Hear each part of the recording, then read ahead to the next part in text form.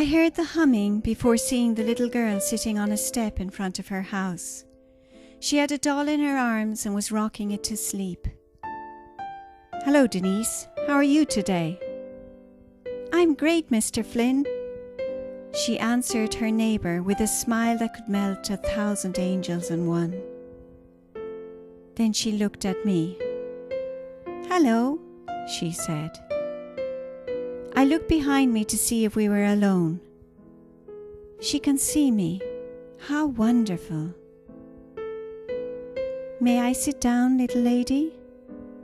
"Yes," she said, smiling courteously. She continued to hum her lullaby until she was sure that her doll was asleep. Then she whispered, "Who are you?" "Didn't you call me, Denise?" "Are you an angel?" "Yes, I am." "Please stay with me." "Denise, come and set the table. Your father will be home soon," her mother called out from inside the house.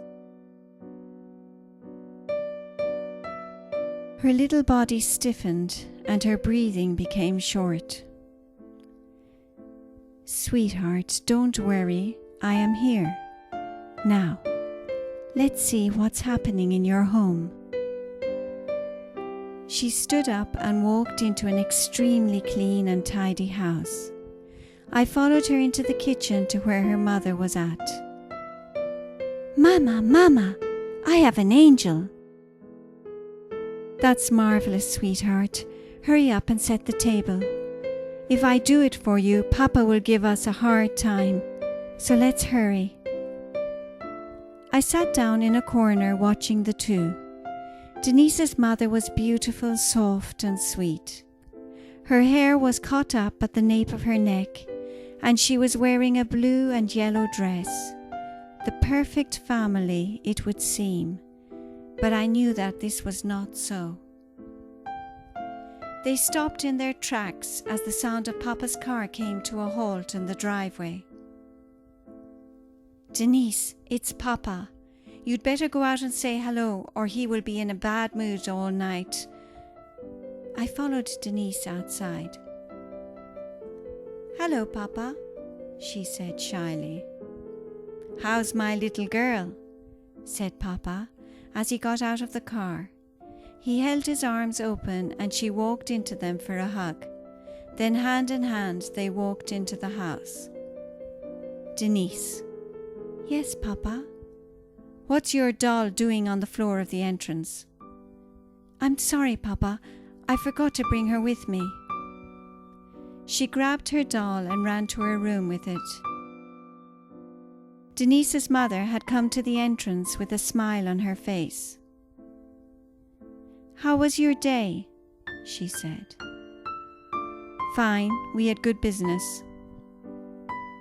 He continued on and on, following her into the kitchen. I noticed that he had not inquired about her day. In fact, he had shown no affection towards her. Denise returned and started to help her mother. "How about a beer?" asked Papa. "Yes, just a minute," Mama said as she took a beer from the fridge. Then she went to get some nuts. The colour drained from her face as she stood in front of the cupboard. "I'm sorry, we seem to be out of nuts." Denise dropped the plate she was holding. Her mother ran to tidy it up. "Mama, I'm sorry." "Don't worry, sweetheart. It's only a plate. Did you hurt yourself?" "What do you mean, no nuts?" "I'm sorry. I thought we had more. I can go out and get some." "No, it's okay." Denise and her mother looked at each other, and I felt a terrible foreboding. I stayed patiently in the corner of the kitchen until they sat down to the dinner table. "Denise, straighten your back." "Yes, Papa." "What way is that to hold your knife and fork? Hold them properly." "Yes, Papa." Silence reigned as they began to eat. "This is too salty. I can't eat this." Papa's voice broke into the silence like an ice pick. "Really, I think it's all right." "What did you say?" He glared into Denise's mother's eyes. Denise physically seemed to get smaller, and I knew that I must protect her. I whispered into her ear, "Denise, let's go to the toilet." She understood and said, "May I go to the toilet, please?" "Of course, honey," her mother answered as she fidgeted with her napkin. I led Denise to her room and told her to stay put. Then I arranged some angel music as she picked up her doll and lay down on the bed. I rushed back to the dining room.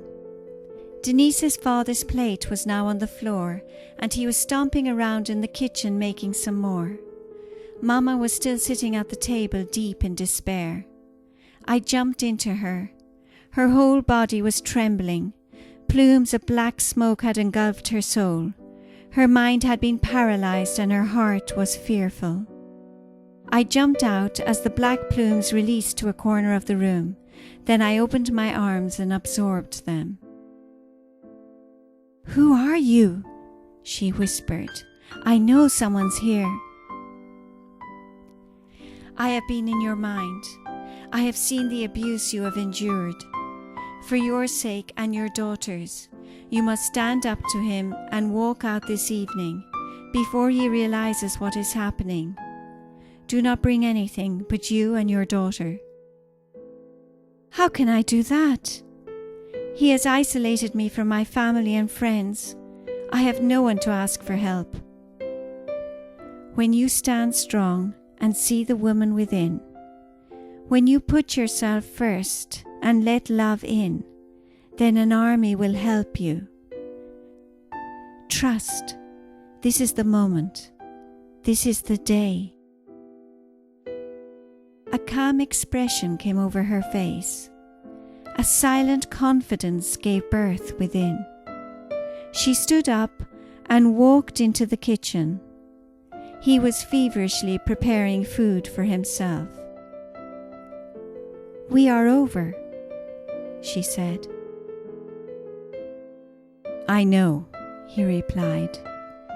And as she turned to walk away, he shouted after her, "And you'd better get a job, for I won't support you anymore."